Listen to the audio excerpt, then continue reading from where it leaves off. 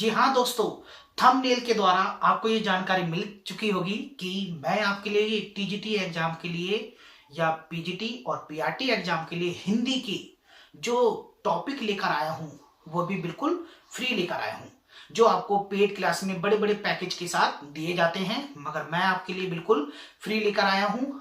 चलिए तो हम शुरू करते हैं और मेरे चैनल को सब्सक्राइब जरूर कीजिए और शेयर जरूर करना आप, क्योंकि आपके शेयर से उन बच्चों के पास भी मेरी वीडियो पहुंच सकती है जो पेड क्लास नहीं ले सकते। तो चलिए हिंदी की क्लास शुरू करते हैं। तो हेलो दोस्तों, मैं के चौहान आहान एकेडमी में आप सभी का स्वागत करता हूं।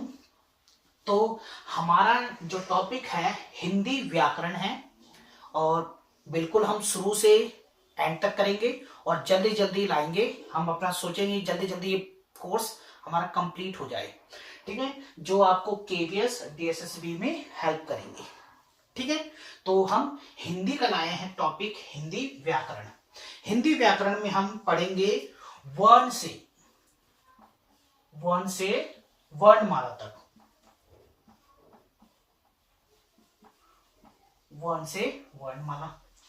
आपने तो बहुत चीजें ये पढ़ी भी होगी, आपने प्रिपेयर भी की होगी, मगर आप जब तक ये पूरी वीडियो देखेंगे आपको बहुत चीजें नई मिलेंगी भी। और वीडियो के एंड में आपके लिए कुछ प्रैक्टिस सेट होंगे जो एग्जामिनेशन में पूछे गए हैं, उसकी आपको तैयारी जरूर करनी है। और आप चेक कीजिए कि आपको इस टॉपिक में से कितना क्या क्या आपको आता है।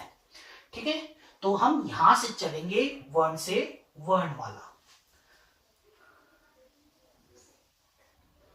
तो चलिए हम वर्ण से वर्णमाला तक की बात करते हैं।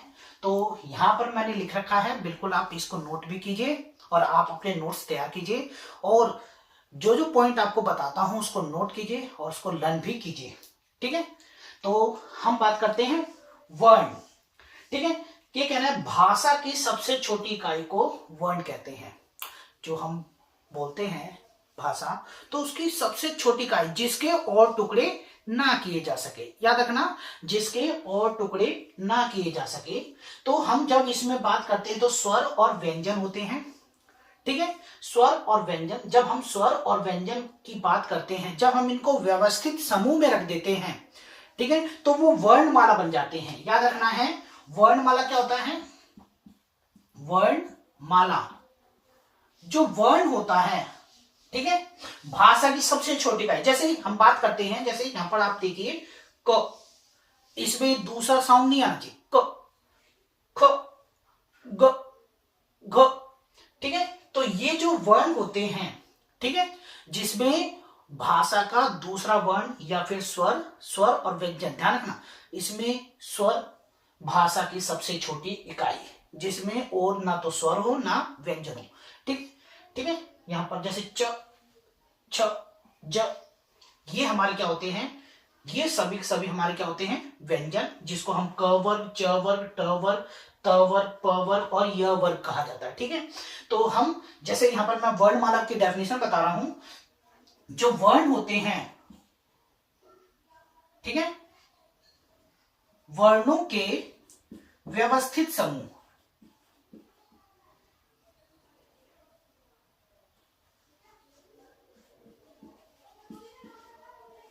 समूह को वर्णमाला कहते हैं। वर्णों के व्यवस्थित समूह को वर्णमाला कहते हैं। व्यवस्थित समूह, जैसे हम पहले स्वर लिखते हैं फिर व्यंजन। ठीक है, स्वर अ आ ई उ री ए ओ अंग और अ, ये हमारे क्या होते हैं? स्वर्ण। ये स्वर होते हैं और ये होते हैं हमारे व्यंजन। स्वर और व्यंजन जब आपस में मिल जाते हैं, ठीक है, एक क्रम से मिलते हैं, तो हम इसको क्या बोला जाता है? इसको वर्णमाला। ठीक है, अब ये क्वेश्चन कैसे कैसे एग्जाम में आते हैं वो आपको ध्यान रखना है कि ये तो आपने कॉमन चीजें पढ़ भी रखी होंगी कि ये होते क्या है, एग्जामिनेशन में कैसे क्वेश्चन पूछते हैं। तो आपको ध्यान में रखना है कि इसमें पूछता है द्विगु व्यंजन। क्या होता है? द्विगुण व्यंजन।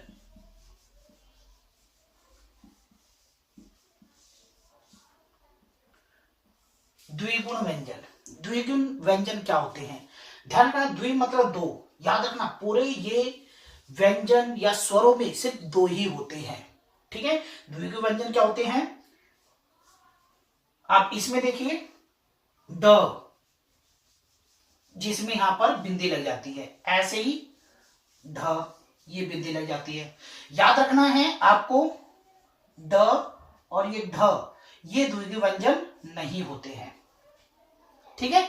आपको याद रखना है कि ये द्विगुण व्यंजन नहीं होते। द्विगुण व्यंजन क्या होते हैं? ड और ढ। याद रखना है कि इसकी डेफिनेशन कैसे होती है, क्या होता है, किसके अकॉर्डिंग होती है। तो याद रखना, हिंदी में नए जो वर्ण विकसित होते हैं, हिंदी में जो नए वर्ण विकसित हुए हैं उसको हम द्विगुण व्यंजन कहते हैं। डेफिनेशन नहीं आती, फिर भी मैं आपको बता दे रहा हूं, ठीक है। और स्क्रीन पे भी आपके आ रहा होगा, तो उसको नोट कर लीजिए, ठीक है। तो हम आगे बात करते हैं अनुनासिक व्यंजन, ठीक है। नेक्स्ट हमारा है अनुनासिक व्यंजन।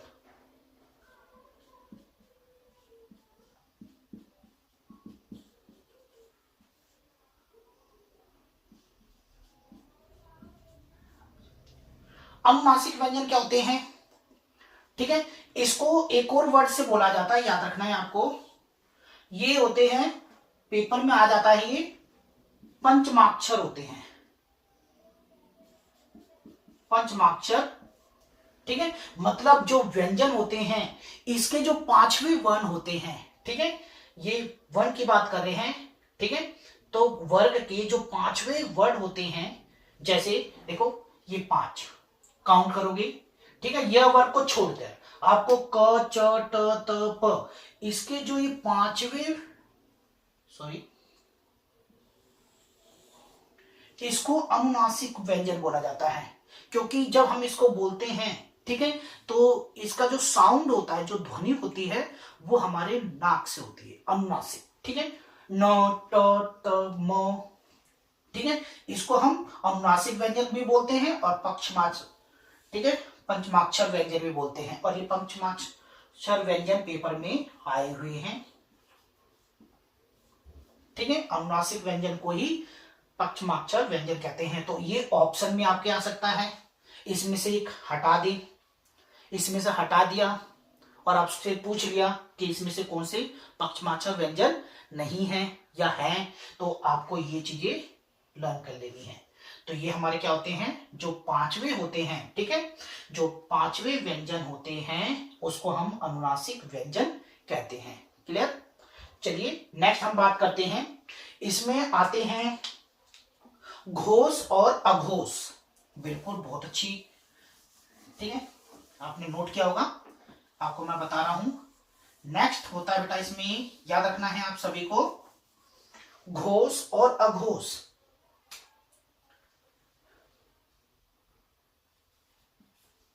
घोष को हम सघोष भी बोल देते हैं,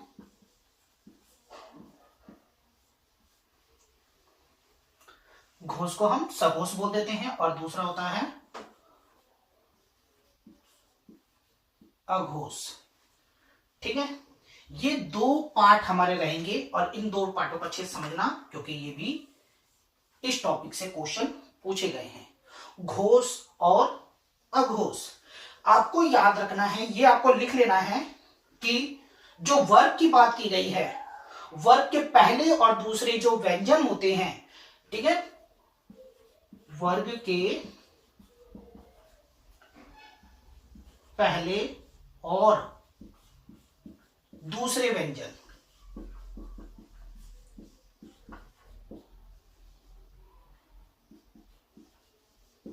वर्ग के पहले और दूसरे जो व्यंजन होते हैं इसको हम क्या बोलते हैं, ठीक है, इसको हम बोलेंगे अघोष। क्या बोलेंगे? अघोष। अब देखो वर्ग, यह वर्ग अभी आपको नहीं लेना, यह वर्ग को छोड़ के, ठीक है।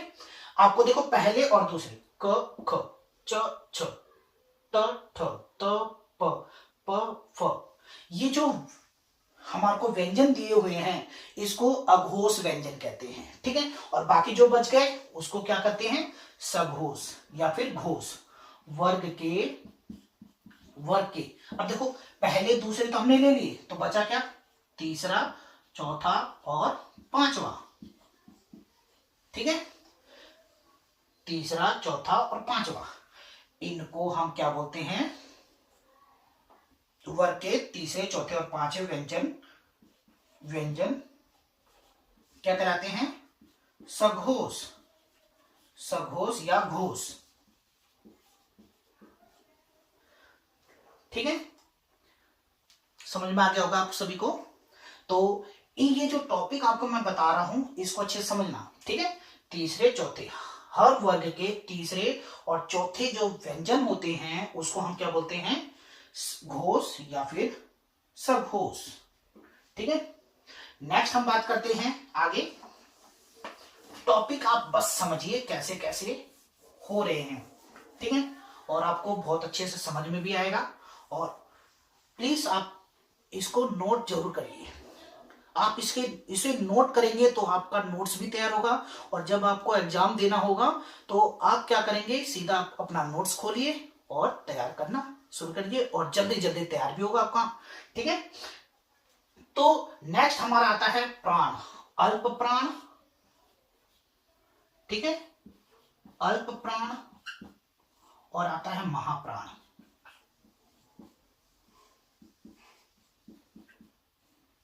अल्प प्राण और महाप्राण, नेक्स्ट टॉपिक हमारा ये आता है, ठीक। अब याद रखना है, हम बात कर रहे हैं कहां से, कौन से वर्ग की, क से हम यहां क से शुरू कर रहे हैं और म तक की बात कर रहे हैं, क से म तक, ठीक है। आगे भी बताऊंगा, आपको समझना है बस आपको। तो जो अल्प प्राण की बात करते हैं जैसे, ठीक है, तो अल्प प्राण, ये जो तीसरा, जो हम ऐसे बोल सकते हैं, जो विषम संख्या होती है, इसमें जो विषम वर्ग के व्यंजन है, ठीक है, उसको हम क्या बोलेंगे, अल्प प्राण, ठीक है। अल्प प्राण का मतलब जिसमें प्राण, जिसको बोलने में कम समय लगता है। अल्प मतलब छोटा, प्राण मतलब बोलना। जब हम बोलते हैं तो हमारे को किसी में बोलने में ज्यादा समय लगता है, किसी में कम समय लगता है, ठीक है। तो यहाँ प्राण की बात की जाती है, कितना निकल रहा है हमारी बॉडी से, कितने प्राण निकल रहे हैं, अल्प निकल रहा है, और महा मतलब ज्यादा। तो जो यहां पर याद रखना है, जो वर्ग है, वर्ग के जो विषम व्यंजन होते हैं, विषम व्यंजन, विषम क्या होते हैं, 1, 3, 5, ठीक है। इसको हम ध्यान रखना, इसको हम बोलते हैं अल्प प्राण, अल्प प्राण, जो विषम व्यंजन है। अब देखो, ये फर्स्ट, सेकंड छोड़ देना है, ये फर्स्ट, ठीक है, सेकंड हमने छोड़ दिया, ये थर्ड, और ये हमारा फिफ्थ, पांचवा। पहला, तीसरा और पांचवा, ये जो होते हैं इनको हम क्या बोलते हैं, अल्प प्राण। अब देखो यहां पर ये ट्रिकी है एक तरह से, विषम जो होते हैं वो अल्प प्राण होते हैं, और जो सम होते हैं उसको हम क्या बोलते हैं, महाप्राण, ठीक है। वर्ग के सम व्यंजन,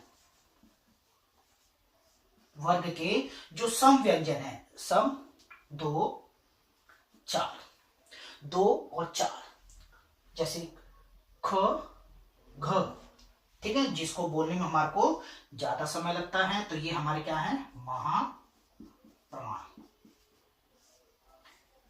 अब इसको नोट कर लेना, ठीक है। तो ये जो महाप्राण होता है और अल्प प्राण होते हैं, ये आपको अच्छे से समझ में आ गए होंगे, और इसको नोट जरूर कीजिए आप, ठीक है। तो आगे चलते हैं। अब जब हमने इसकी बात करी है म तक की, ठीक है, क से म तक की, तो आपको इसमें देखना है जो अल्प प्राण वाले होते हैं, ठीक है, य वर्ग की बात करी जाती है तो य र ल, ठीक है, और व भी, ये तीन के तीन क्या होते हैं, अल्प प्राण, ठीक है, क्लियर। और जो बच गए हैं इसको हम महाप्राण में रखेंगे। देखो बोलने में य र ल व स स ह छ त्र, जिसमें समय ज्यादा लग रहा हो वो हमारा महाप्राण होगा, और जिसमें कम समय लग रहा हो वो हमारा अल्प प्राण होगा, ठीक है। तो और आपको याद भी रखना है कि कुछ नोट भी करना है। क्या करना है आपको कि ये देखना है जो प्रत्येक वर्ग में महाप्राण की संख्या कितनी होती है, 2 होती है। याद रखना महाप्राण की संख्या, यहां पर देखो प्रत्येक वर्ग में, ठीक है, महाप्राणों की संख्या कितनी होती है, 2, और अल्प प्राणों की संख्या कितनी होती है, 3। तो याद रखना है, यहां पर आप लिख लेना प्रत्येक वर्ग में महाप्राणों की संख्या कितनी होती है, 2, संख्या 2 होती है, ठीक है। और जब महाप्राण 2 है तो अल्पप्राण कितने हैं, तो प्रत्येक वर्ग में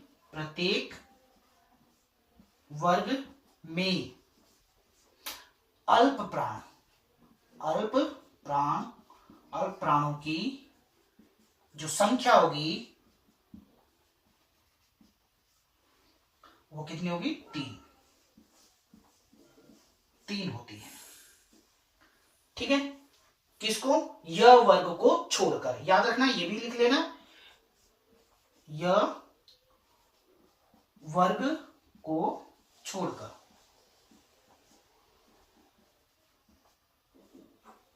यह वर्ग को आप छोड़ देंगे। ये पॉइंट आपको नोट कर लेना है कि ये भी ऑप्शन में आ सकता है।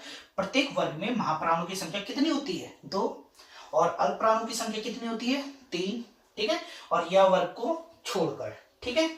अब हम बात करते हैं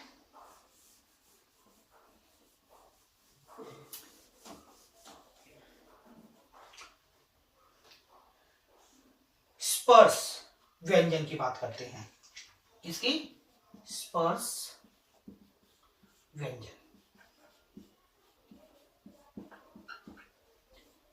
स्पर्श व्यंजन ये ऐसे व्यंजन होते हैं, याद रखना है कि ये तो सभी व्यंजन है, इसी में स्पर्श होंगे। तो स्पर्श क्या क्या होता है, टच या छूना।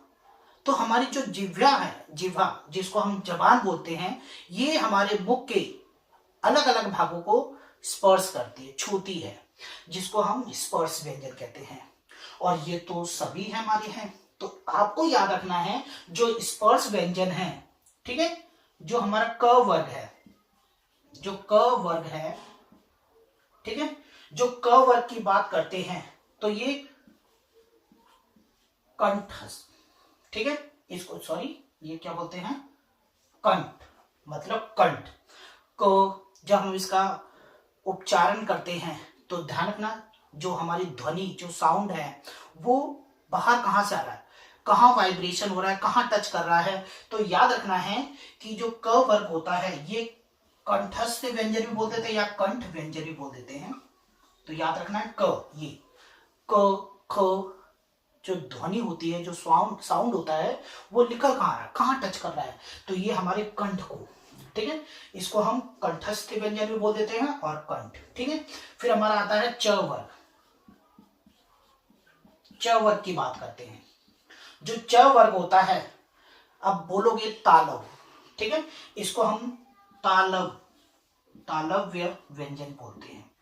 तालव मतलब तालु, जो अब बोलो इसका उच्चारण का च छ, तो जिह्वा देखोगे आप, जुबान देखोगे वो ऊपर, हमारे जो मुख है ऊपर स्पर्श करती है, जिसको हम तालव्य, तो इसको आप लर्न भी कर लेना, ठीक है। अब हमारा क्या है, ट वर्ग। ट वर्ग की बात करते हैं। जो ट, ठीक है, ट ठ ड ढ, ठीक है, इसको याद रखना आपको, मूर्धा, इसको क्या बोलते हैं, मूर्धा, मूर्धा व्यंजन। ठीक है, तो मूर्धा मतलब और ऊपर वाले पार्ट में, जैसे च छ हम बोलते थे, हमारी जीवा क्या होती थी, वो फ्लैट होगी, ठीक है, हमारे ऊपर वाले पार्ट को टच करती थी, ठीक है, मुख के ऊपर वाले पार्ट को टच करती है, भाग को टच करती है, छूती है, स्पर्श करती है। तो मूर्धा ट ठ, तो हम अपने क्या है, जो जुबान है उसको क्या करते हैं, फोल्ड करते हैं, ट ठ ड, तो उसको हम क्या बोलते हैं, मूर्धा व्यंजन। ठीक है, फिर हमारा आता है त, त वर्ग, त वर्ग, याद रखना है, जो त वर्ग होता है ये दंत मतलब दांतों को स्पर्श करता है, दांतों को स्पर्श करता है, तो इसको दंतस्थि भी बोल देते हैं, दंत भी बोल देते हैं, दंत व्यंजन। ठीक है, दंत व्यंजन। ठीक है, फिर हमारा क्या आता है, प, नेक्स्ट व्यंजन हमारा क्या है, प, प वर्ग की बात करते हैं। जो प वर्ग होता है हमारा, जो प वर्ग की बात करते हैं, तो ये होठ होता है। ठीक है, जैसे प फ, तो हमारे होठ क्या आते हैं, टच करते हैं, छूते, स्पर्श करते हैं। ठीक है, तो इसको ओष्ठ्य, ओष्ठ्य व्यंजन कहते हैं। ठीक है, ये होठों को हमारे स्पर्श करता है। ठीक है, ठीक है, उम्मीद आपको समझ में आ रहा होगा, और ये आप इसको नोट जरूर कीजिए, आप इसको नोट करेंगे तो अच्छे से और भी समझ में आएगा। और वीडियो को बार बार देखिए और शेयर जरूर करना आप। नेक्स्ट हम बात करते हैं,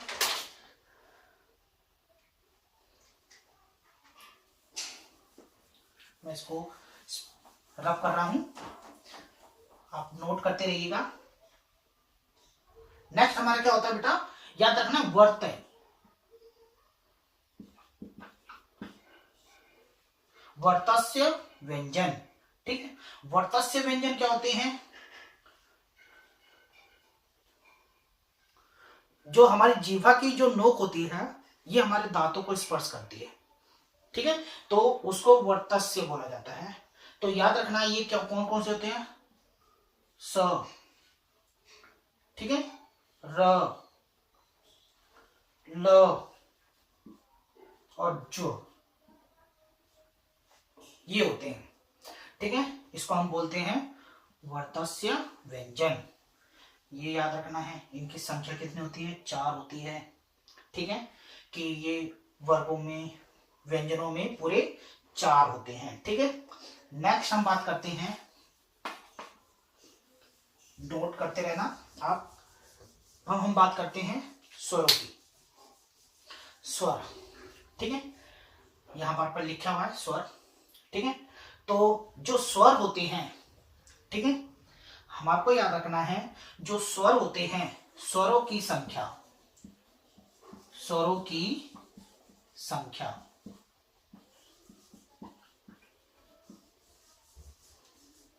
हिंदी में हम बात करते हैं, हिंदी में, हिंदी के अंदर जो स्वरों की संख्या है वो कितनी है, 11। ठीक है, हिंदी में स्वरों की संख्या कितनी है, 11। ठीक है, तो आपको याद रखना, अब इसमें तो यहां काउंट करोगे, देखो 1 2 3 4 5 6 7 8 9 10 11 12 13, यहां पर तो टोटल 13 है, मगर स्वर कौन से हटा दिए गए हैं इसमें, हिंदी में जो स्वर होते हैं। ठीक है, और आपको जो ये जो 2 स्वर हैं, अंग और अह, ठीक है, इसको हिंदी में इंक्लूड नहीं किया जाता, तो हम बोलते हैं हिंदी में स्वरों की संख्या कितनी है, 11। ये आप काउंट कर लेना। ठीक है, 13 में से ये 2 माइनस कर दोगे तो आपके पास हिंदी में स्वरों की संख्या कितनी आ जाएगी, 11। और आप इसको नोट कर लेना, हिंदी में स्वरों की संख्या कौन सी है, अ आ ई उ ऊ री ए ओ ओ। ठीक है, और कुल संख्या जब पूछे आपको, कुल संख्या, जब कुल संख्या बोलेगा तो आपको कितनी है, हिंदी में ये स्वरों की कुल संख्या कितनी है, 13, मगर हिंदी में पूछे तो आपको याद रखना है 11। ठीक है, नेक्स्ट आपको देखना है, स्वरों की संख्या आप समझ गए। अब इसमें आपको देखना है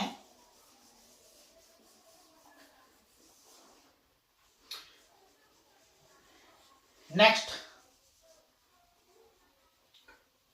जिसको हम मात्रा स्वर बोलते हैं, मात्रा स्वर, ठीक है। मात्रा स्वर, इसको एक और वर्ड से एग्जाम में आते हैं, पूछ लिया जाता है इसको, एक और से, या इसको ग्रेफीन बोला जाता है, याद रखना। ग्रेफियर भी बोला जाता है और ग्रेफीन भी बोला जाता है, तो आप इसको लिखो, ज्यादातर अब तक क्या आता है, ग्रेफीन, ठीक है। ग्रेफीन, और इनकी जो संख्या होती है वो कितनी होती है, 10। इनकी क्या होती है, संख्या 10 होती है, ठीक है। और कौन कौन से होते हैं मात्रा वाले, आ, ई, उ, ऊ, री, ए, ओ,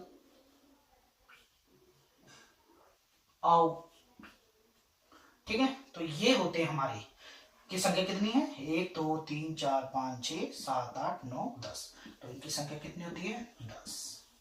मात्रा स्वर भी बोला जाता है और इसको ग्रेफीन भी बोला जाता है। इनको अपने माइंड में फिक्स कर लो, इसको नोट कर लेना। ग्रेफीन, मात्रा जो स्वर होते हैं उसको हम क्या बोलते हैं, ग्रेफीन, ठीक है। तो आगे चलते हैं।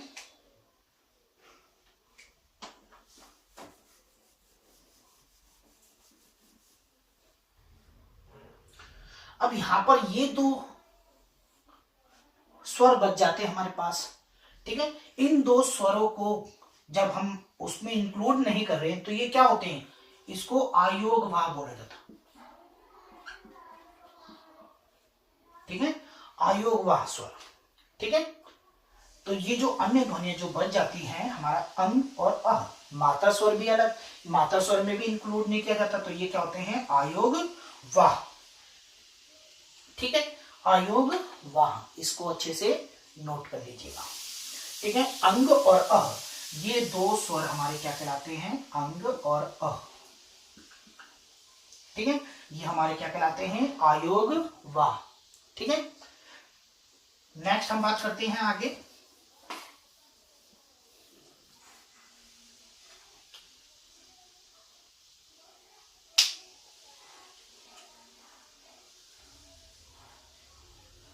ठीक है, अब हम बात करते हैं स्वरों का वर्गीकरण जो होता है, स्वरों का वर्गीकरण।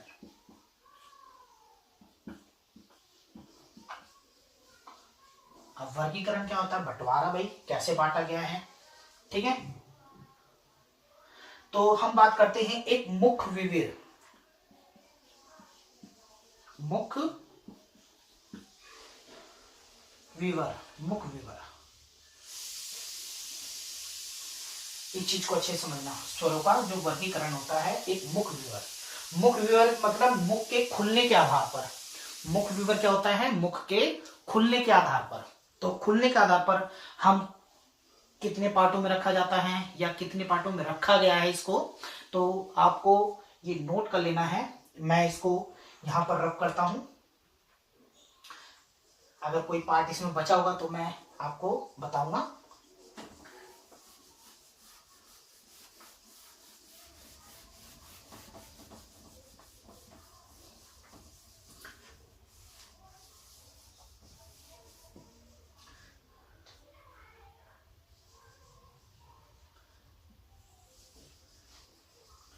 ठीक है, तो मुख विवेक खुलने के आधार पर, याद रखना मुख विवेक क्या था, मुख के खुलने के आधार पर इसको 4 भागों में रखा है, ठीक है। इसके 4 भाग होते हैं और इनके भागों के नाम याद रखना है, ठीक है, और याद करना, क्योंकि इसमें से क्वेश्चन बन जाता है एग्जामिनेशन में, ठीक है। तो पहला होता है विवृत, विवृत, विवृत। अब इसका मतलब क्या होता है, ओपन, ठीक है, जिसको हम खोलकर, जब हम बोलते हैं ओ इसमें मुंह बंद है, आ, तो हमारा क्या है आ, ये क्या होता है आ। बस ये विवृत व्यंजन जो स्वर जो होते हैं, ठीक है, मुख विवृत मतलब मुख के खुलने के आधार पर ये एक होता है। विवृत क्या होते हैं, एक होते हैं। इनकी संख्या कितनी होती है, एक। ठीक है, यहां पर संख्या कर देता हूं, इनकी संख्या क्या होती है, एक। ठीक है, मुख के खुलने के आधार पर। अर्धविवृत,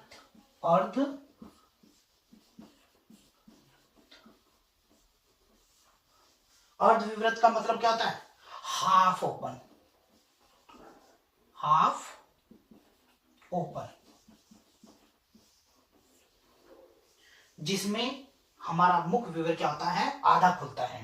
ठीक है, तो ये कितने होते हैं, ये इनकी संख्या 4 होती है। ठीक है, कौन कौन से, ओ ए ओ, ठीक है, और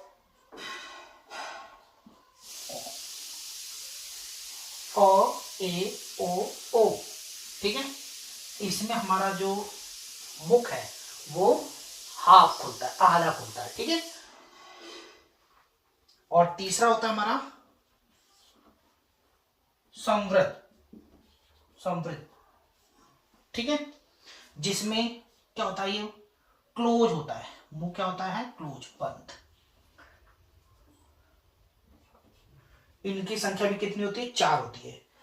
अब ये हो जाएगा ई उ उ। इनकी संख्या कितनी होती है, 4। ठीक है, और फोर्थ है अर्ध संवृत,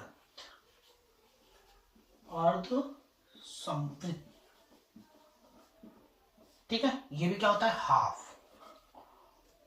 हाफ क्लोज,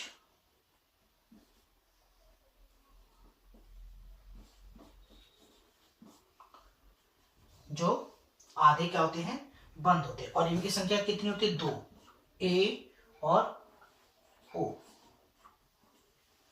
ठीक है, आपको ये नोट कर लेना है, मुख विवृत खुलने के आधार पर इनको 4 भागों में बांटा जाता है, विवृत, अर्धविवृत, संवृत और अर्धसंवृत। ठीक है, इनकी जो संख्या है मैंने यहां पर लिख रखी है। ठीक है, इसकी संख्या कितनी होती है, 4। इसकी संख्या कितनी होती है, 4। इसकी संख्या कितनी होती है, 2। तो ज्यादातर चांस किसके होते हैं, जो यूनिक होते हैं, ये एक, जिसकी संख्या क्या होती है, 1 होती है। और ये थोड़े यूनिक हो जाते हैं हमारे लिए। तो पढ़ना तो आपको सभी है, क्वेश्चन कहीं से भी पूछ सकते हैं। तो बात करते हैं नेक्स्ट हमारा है, जैसे मुख विवृत था, अब हमारा हो गया जो मात्रा के आधार पर। ठीक है, मात्रा के आधार पर, मात्रा के आधार पर। ठीक है, इसको मैं रफ कर रहा हूं।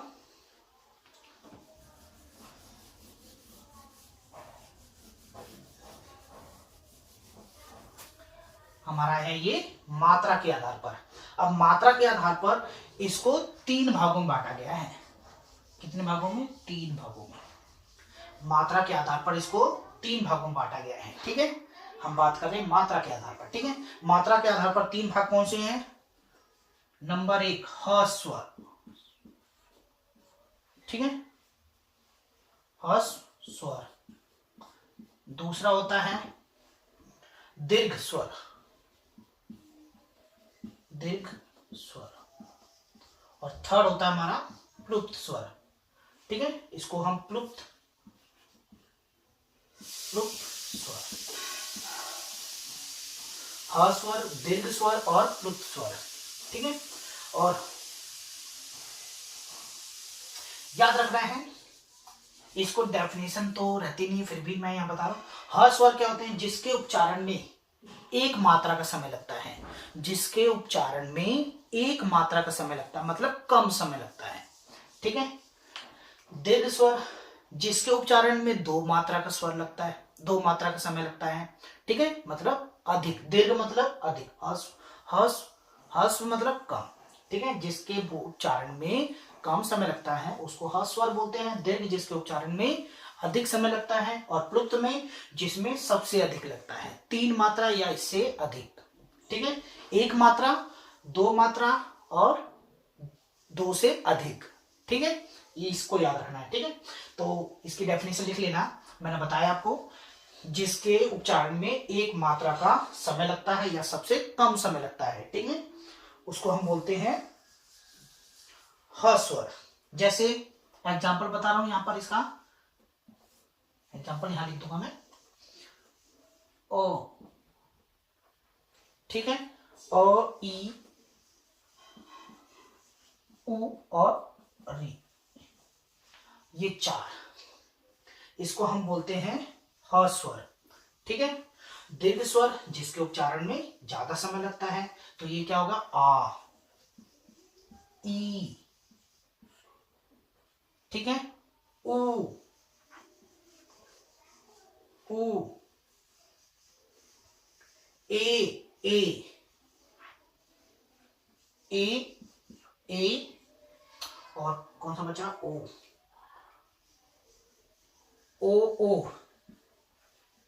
ओ, औ, दीर्घ में तो ये रहेगा। ठीक है, तो ये हमारा दीर्घ है। ठीक है, और याद रखना है कि प्लुत जो स्वर होते हैं, जैसे ओ, सब, जिसमें यहां पर याद रखना ये भी प्लुत स्वर हम क्या करते हैं, जब हम किसी को बुलाना होता है।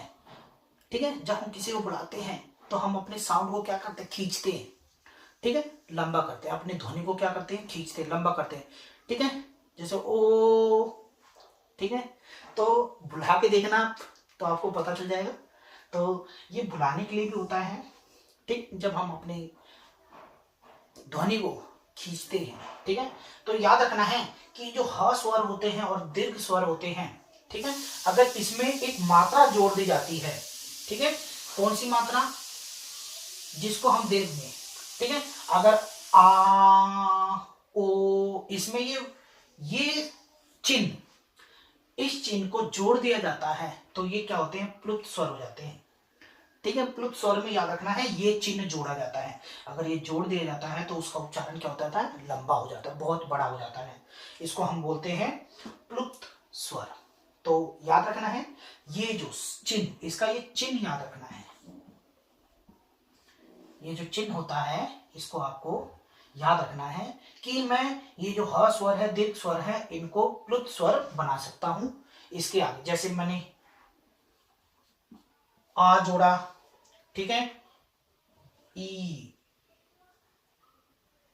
और कुछ भी इसके आगे लगा दिया, आई, आई, तो जो साउंड किसी के भी आगे हम ये चिन्ह जोड़ देते हैं तो हमारा क्या हो जाता है, प्लुत स्वर। तो ये चिन्ह याद रखना आपको। ठीक है, और संख्या इनकी अगर रखनी है तो संख्या भी देख लेना, ये 4 और इसकी 7। ठीक है बेटा, 7, और इसका तो एक चिन्ह याद रखना, इसको हम बना सकते हैं। ठीक है, अगली बात करते हैं हम होठों की आकृति के आधार पर। ठीक है, जो ओष्ठों, जिसको हम बोलते हैं ओष्ठों की आकृति के आधार पर, की आकृति के आधार पर, ओष्ठों की आकृति के आधार पर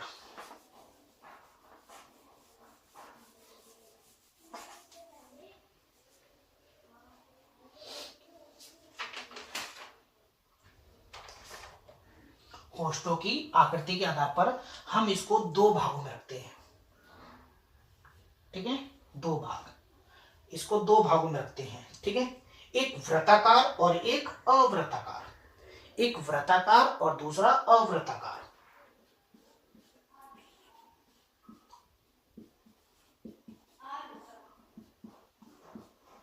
अवृत्ताकार,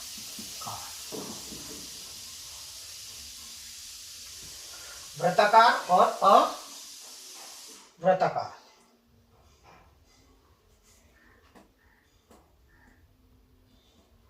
वृत्ताकार और अवृत्ताकार। ठीक है, अब यहाँ पर याद रखिए, तो बहुत आसान है। वृत्ताकार, जिसको बोलने में हमारे जो होठ होते हैं वो क्या हो जाते हैं, गोल। ठीक है, व्रत का शेप ले लेते हैं।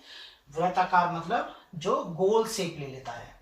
ठीक है, अब देखो, और जो अवृत्ताकार होते हैं जो गोल शेप नहीं लेते, या मतलब जो गोल आकृति नहीं लेते। ठीक है, अब जब हम बात करेंगे जैसे ओ नहीं, आ नहीं, ई नहीं, ई नहीं, ऊ, तो यहाँ पर हमारा जो होठ है वो गोल आकृति की हो गई। तो ये ऊ, ऊ, ऊ। ठीक है, री नहीं, ए नहीं, ए नहीं, ओ, बिल्कुल ओ। ठीक है, नेक्स्ट आओ, आओ। तो ये हमारे क्या है, वृत्ताकार। ठीक है, जिसमें हमारे जो होठ होते हैं जो वृत्ताकार। अब जो बच गए हैं वो क्या होते हैं, अवृत्ताकार। क्या होते हैं, अवृत्ताकार, जो शेष बच, जिसमें व्रत नहीं बनते। ठीक है, और जो शेष बच गए हैं वो क्या होते हैं, अवृत्ताकार। ठीक है, आपको समझ में आ गया होगा अच्छे से। ठीक है, नेक्स्ट अगली बात करते हैं हम।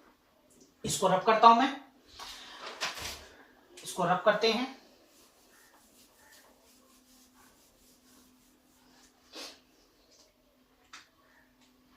नेक्स्ट हम बात करते हैं नंबर 4 जो हमारा है, जीव की क्रियाशीलता के आधार पर। ठीक है, जीव की क्रियाशीलता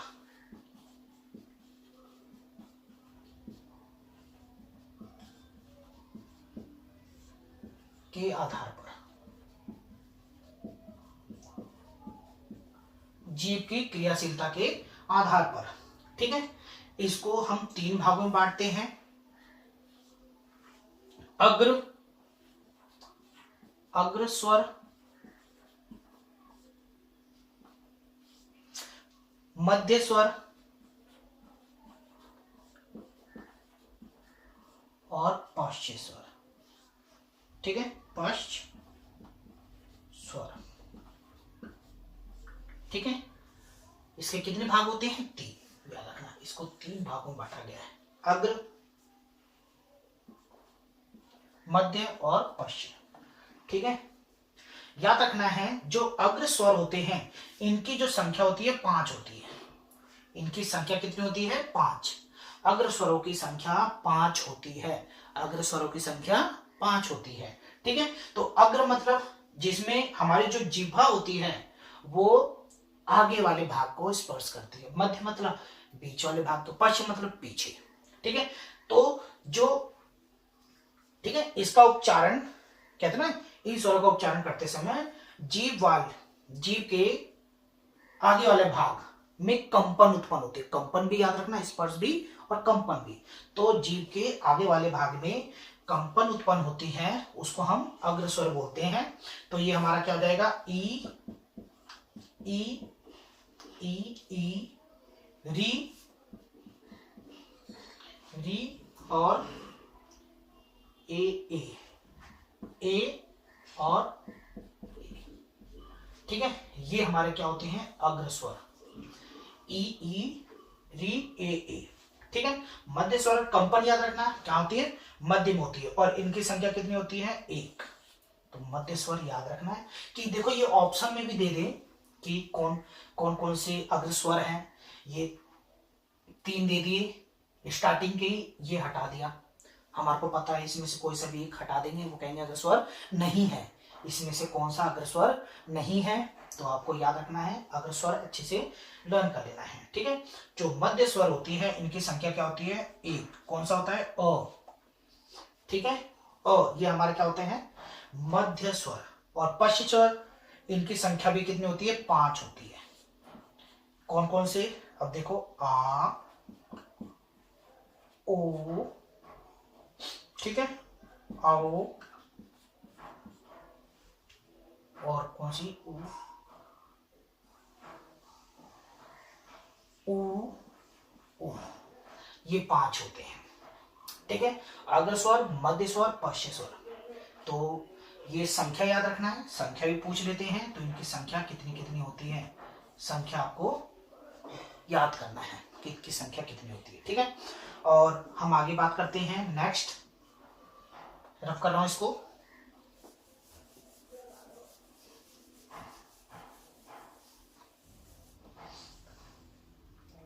उच्चारण के आधार पर, नेक्स्ट होता है हमारा उच्चारण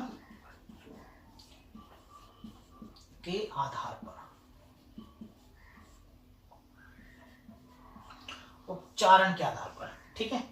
उच्चारण के आधार पर भी हम इसको दो भागों में रखते हैं। उच्चारण के आधार पर इसको दो भागों में रखते हैं। कैसे? अनुनासिक, जो मैंने स्टार्टिंग में बताया था, ठीक है। अनुनासिक व्यंजन को हम पक्षमात क्या बोलते हैं, जैसे व्यंजन होते थे अनुनासिक जो पांचों होते ना, ठीक है। अनुनासिक तो याद रखना है। अब स्वर की बात करते हैं। अनुनासिक स्वर, और दूसरा होता है हमारा निर्नुनासिक, निर्नुनासिक स्वर।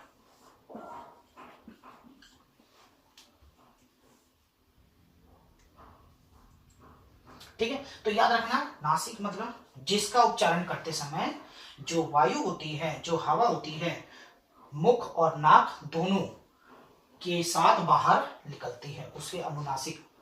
ठीक है, तो अब ये क्या होते हैं, जिसपे हम चंद्र बिंदु लगा देते हैं। ठीक है, जैसे हम उच्चारण करते हैं आंचल, ठीक है, आ ई ई, ठीक है, ये हम जब लगा देते हैं, जब हम इसका उच्चारण करते हैं तो हम क्या आते हैं, ये अनुनासिक व्यंजन बन जाते हैं। और नासिक व्यंजन, तो इसका उच्चारण करते समय जो वायु होती है वो हमारे नाक से नहीं होती हुई निकलती है। ठीक है, मुख विवर से निकलती है। तो ये सभी होते हैं, ये जितने भी हैं अ आ ई, ये सारे सारे क्या है, निर्नुनासिक व्यंजन, सभी अ आ इत्यादि कर दो, इत्यादि कर दिया, ये हमारे क्या होते हैं, निर्नुनासिक व्यंजन। ठीक है, और याद रखना है कि हमारा ये टॉपिक तो हो चुका है, फिर भी एक चीज और है हमारे पास। क्या है इसमें, ये नोट कर लेना, क्या चीज होती है,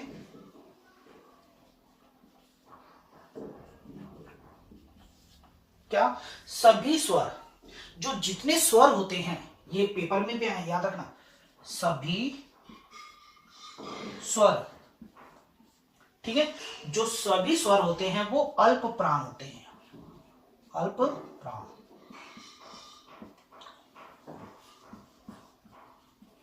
जो सभी स्वर होते हैं वो अल्प प्राण होते हैं। ठीक है, और सभी स्वर